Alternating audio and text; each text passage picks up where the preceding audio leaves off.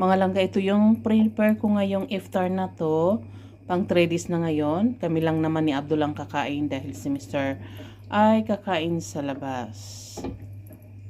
Ayan, nagprepare na ako at nakapag-fry na rin ako ng beef.